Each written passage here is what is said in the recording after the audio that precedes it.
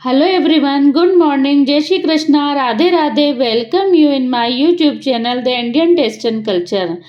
आप सभी को योगिनी एकादशी की हार्दिक शुभकामनाएं। योगिनी एकादशी व्रत कथा।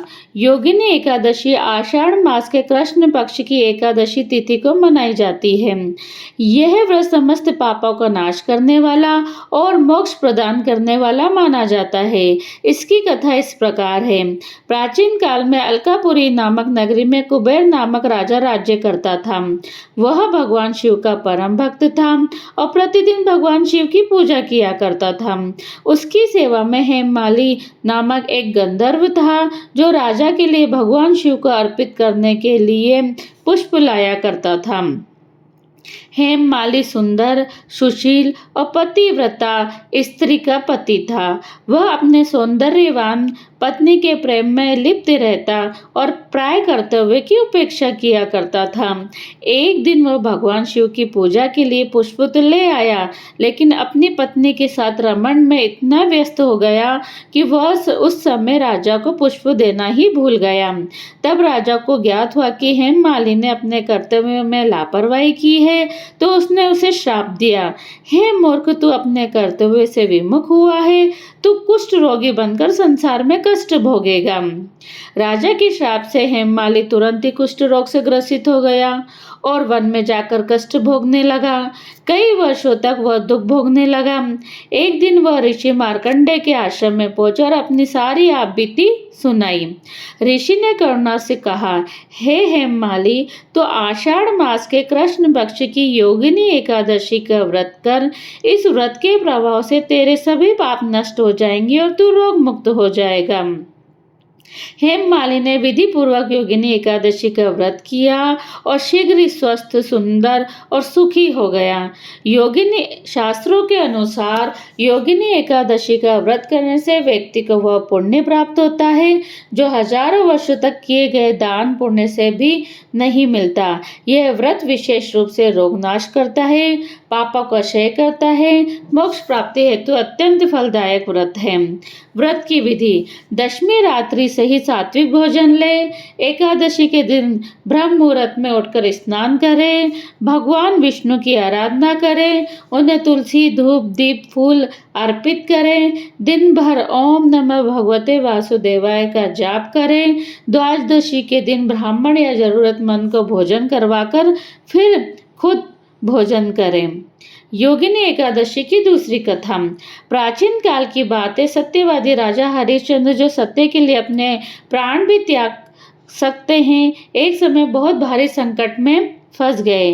ऋषि विश्वामित्र की बात मानकर उन्होंने अपना संपूर्ण राज्य, धन दौलत, पत्नी, पुत्र सब बेच दिया और स्वयं शमशान में चांडाल की सेवक बन गए। राजा हरिश्चंद्र को शवों का अंतिम संस्कार करना पड़ता था, चांडाल के आदर्श पर कार्य करना पड़ता था और अपने ही पुत्र की मृत्यु पर शमशान में कर वसूलना पड़ा। ये सब देख देवगण भी व्यथित हो गए। इसी समय महर्षि गौतम शमशान में पहुंचे और राजा की स्थिति देखकर करुणा से बोले। उन्होंने राजा हरिश्चंद्र को बताया कि वे आषाढ़ मास की कृष्ण पक्ष की योगिनी एकादशी का व्रत करें तो उनके सारे पाप नष्ट हो जाएंगे, उन्हें राज्य की पुण्य प्राप्ति हो जाएगी। राजा ने पूरे नियम से व्रत किए। व्रत के प्रभाव से उन्हें अपने सारे पापों की मुक्ति मिली। पुत्र जीवित हो उठा, पत्नी का दुख समाप्त हो गया और उन्हें पुनः उनका राज्य, सम्मान सब कुछ प्राप्त हो गया। योगिनी एकादशी की तीसरी कथा। योगिनी एकादशी की तीसरी कथा राजा चंद्रसेन और धूमकर्ण की कथा है, जो अवंतीपुरी नगरी यानी आज के उज्जैन की कथा है। प्राचीन समय में अवंतीपुरी में चंद्रसेन नामक राजा राज्य करता था। वह भगवान विष्णु के परम भक्त था। वह प्रतिदिन विष्णु मंत्र ओम नमो भगवते वासुदेवाय का जाप करता था। दूसरों को भी वह उपदेश करता था कि वो भी इसी मंत्र का जाप करे ओम नमः भगवते वासुदेवाय का। एक दिन एक गरीब ग्वाला धूमकर्ण जो अनपढ़ था और जंगल में गाय चराता था, अचानक राजा के महल के समीप पहुंचा और वहां उसे मंत्र जपते हुए राजा चंद्रसेन की आवाज सुनाई दी। उसने मंत्र ओम नमः भगवते वासुदेवाय को ध्यान से सुना और मन में दोहराने लगा। धीरे धीरे वह मंत्र उसके हृदय में बस गया और वह परम भक्त बन गया। जब आसपास के लोग और कुछ राजद्रोही लोगों ने देखा कि ग्वाला भी राजा की तरह विष्णु भगवान का नाम ले रहा है, तो वे द्वेष करने लगे। उन्होंने राजा के खिलाफ षड्यंत्र रच दिया और शत्रु राजाओं को बुलाकर चंद्रसेन पर आक्रमण करवा दिया। परंतु जैसे ही युद्ध आरंभ हुआ, तभी एक चमत्कार हुआ। भगवान विष्णु ने अपने सुदर्शन चक्र से सारे शत्रु राजाओं को नाश कर दिया।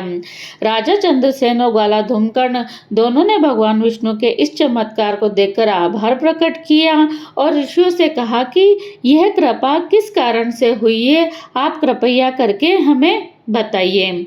ऋषियों ने बताया कि यह चमत्कार योगिनी एकादशी के प्रभाव से हुआ है, क्योंकि उस दिन राजा और धूमकर्ण दोनों ने संयोग से व्रत किया था और व्रत में पूरे दिन ओम नमः भगवते वासुदेवाय का जाप किया था।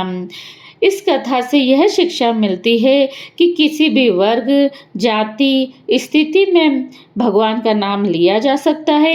यदि कोई सच्चे मन से भक्ति करे तो भगवान उसकी रक्षा स्वयं करेंगे। योगिनी एकादशी का व्रत और विष्णु नाम का जप बहुत ज़्यादा चमत्कारी है और योगिनी एकादशी का व्रत भी बहुत चमत्कारी है। जिन लोगों को बहुत ज़्यादा दुख हो वो इस व्रत को अवश्य करें। ये व्रत रोगों को नाश करने के लिए बहुत सफल व्रत माना जाता है। इससे सारे दुख दर्द नाश होते हैं। तो यदि आपको ये वीडियो अच्छा लगा हो तो वीडियो को लाइक करिए और चैनल को सब्सक्राइब करना ना भूलिए, क्योंकि हम इस चैनल पे भारतीय कल्चर, भारतीय संस्कृति से रिलेटेड सारी ही वीडियो आगे लाते रहेंगे। जय श्री कृष्णा, राधे राधे, जय श्री राम।